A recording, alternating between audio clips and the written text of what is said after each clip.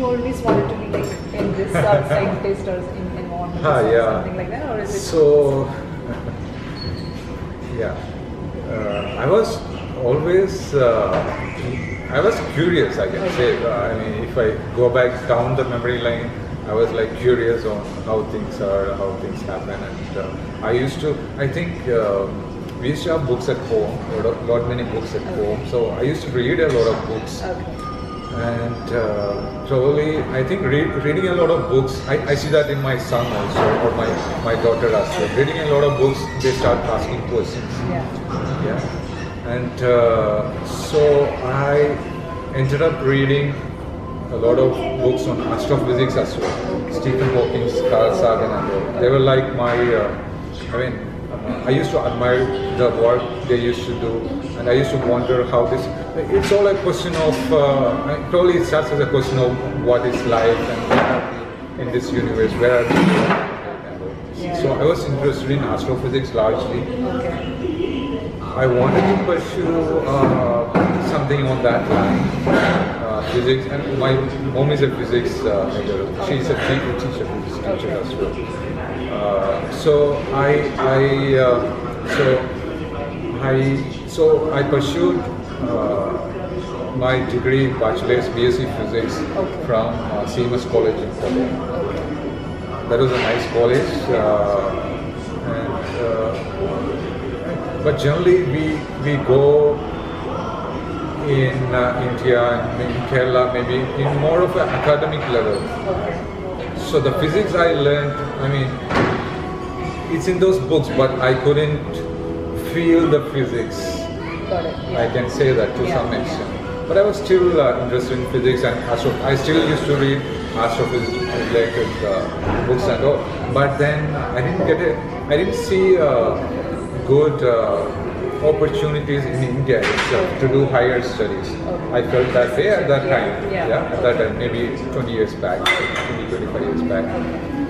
Then I saw that Cochin University, they are providing some courses in marine sciences like ocean physics. So I was like whether to pursue, I mean, somewhere out in the space or whether to pursue in the oceans. And I felt that there's a lot much unknown in the ocean itself, rather than, I mean, instead of going into space. And I researched a bit on it, and I was quickly in love with oceans. And I already loved water. I loved rivers when I used to be at home.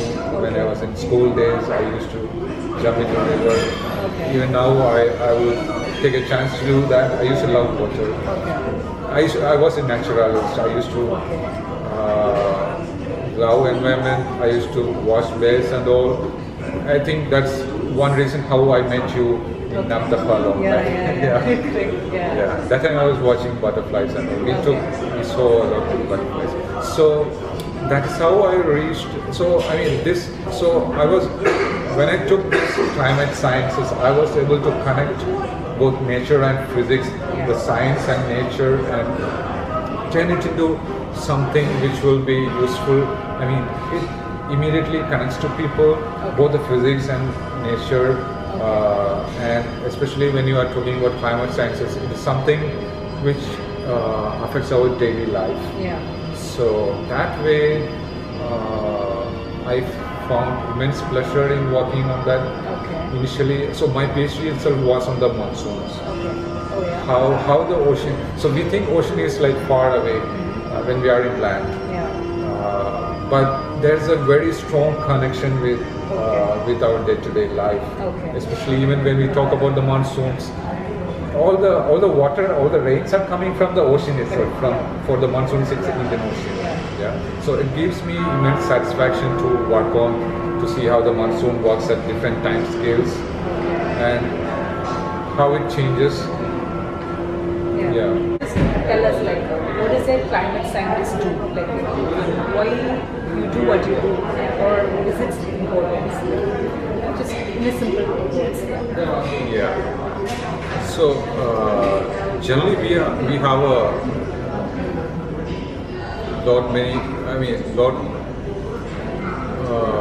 lot of research going on in climate science in terms of monitoring how the climate is changing in the recent past or in the long-term past, like the paleoclimate records from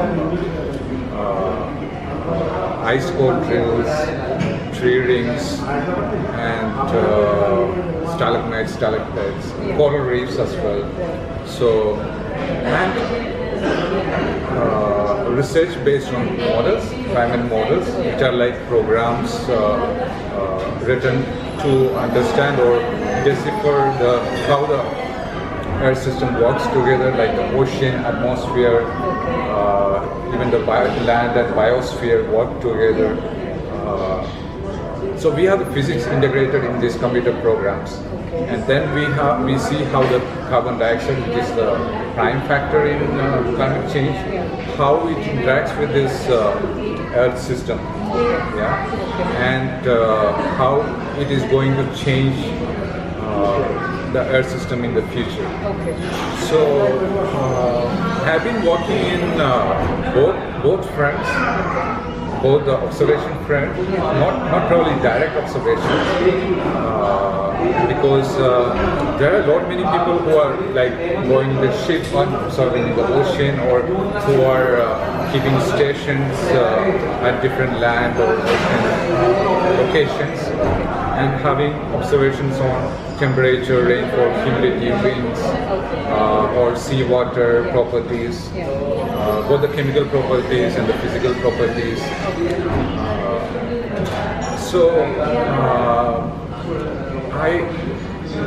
All this data is put into different hubs, and data is being shared generally. Okay? And I get to access this data,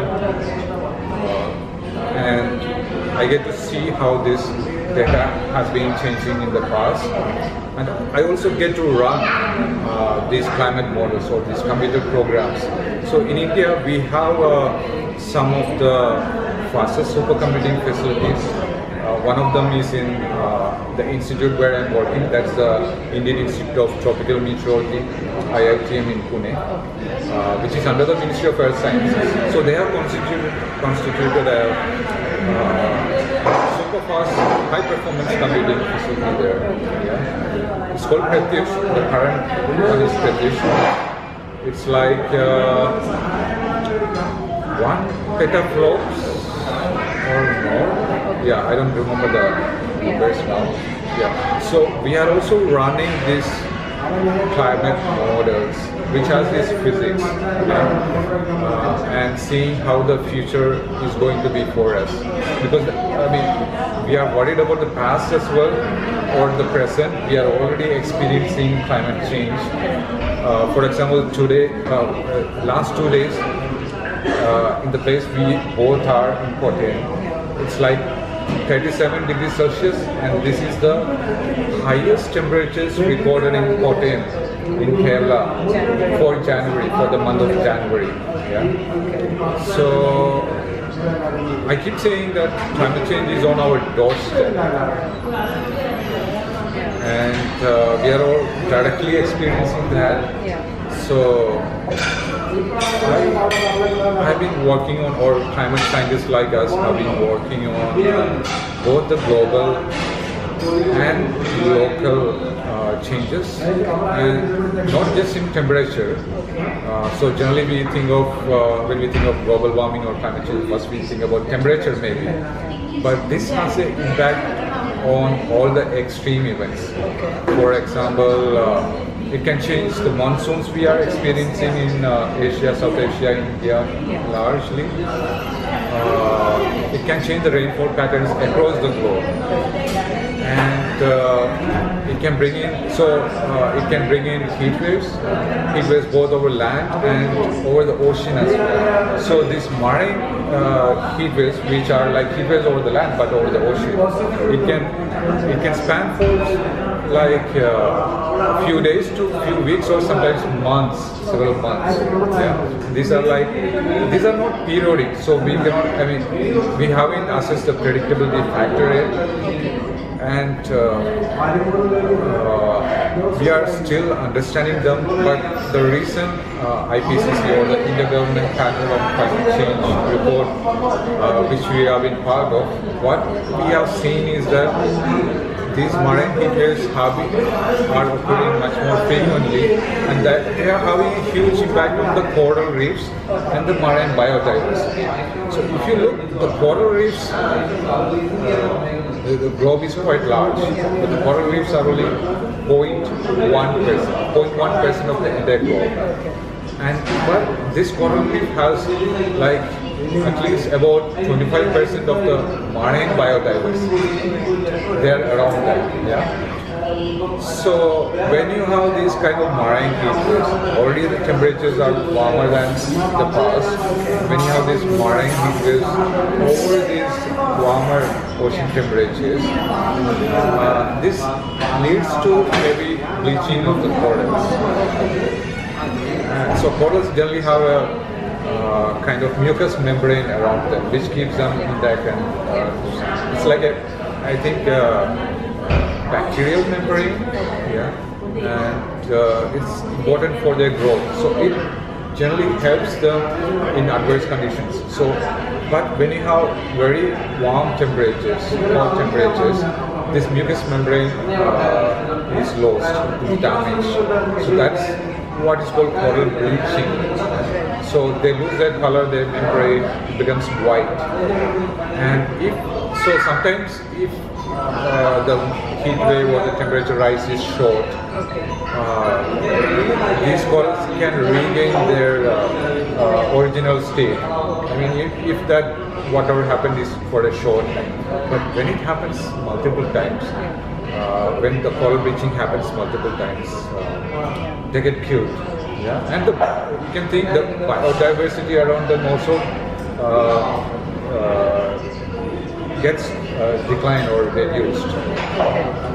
So the impact. So what I was saying is that the impact is on multiple levels on every element we see. So in Kerala, at least maybe 5 or 10 years back, we were never worried about floods. We had floods. Some of the 2 largest floods of the century, last 100 years.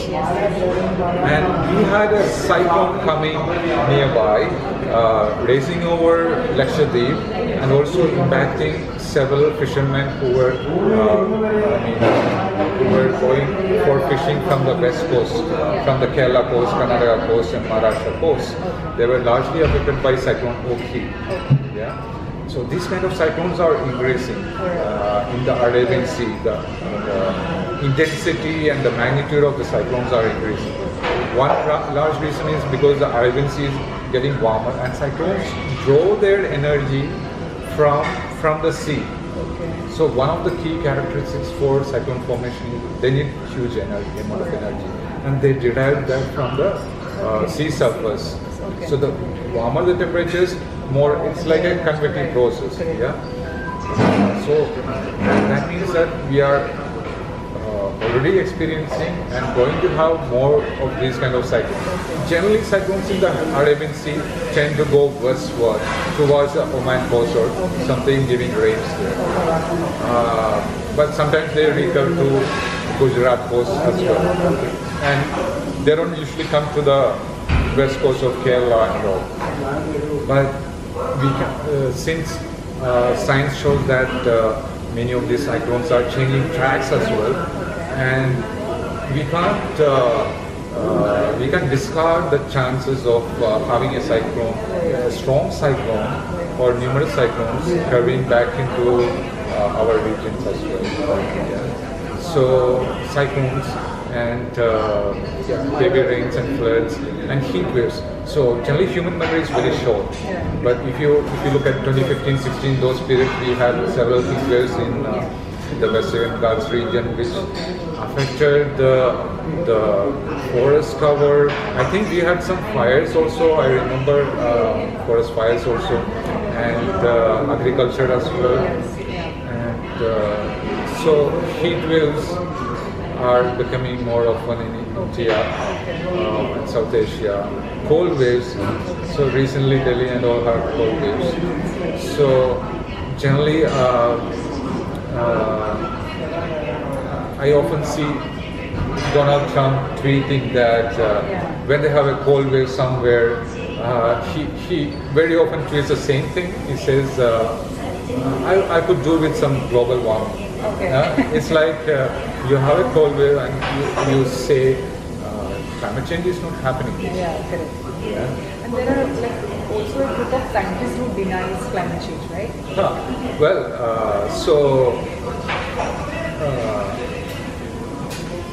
I think I have met maybe 1 in 100. Yeah, 1 in 100 scientists are there who are skeptic. Well, science thrives itself on skepticism, asking questions and all. And that is how we have reached until now, asking why it is changing, how it is changing, or do we have the data to show that it is changing?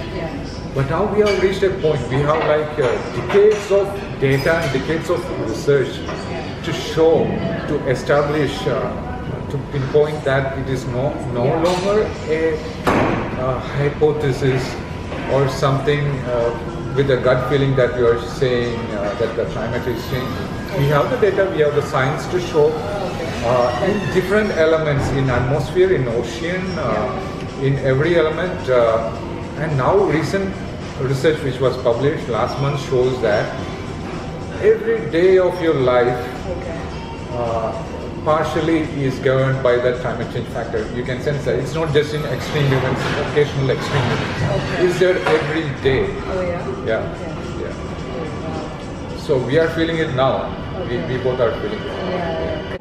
Like, do you think like common men or people are aware of changes that are happening, or is it like still a topic inside the doors?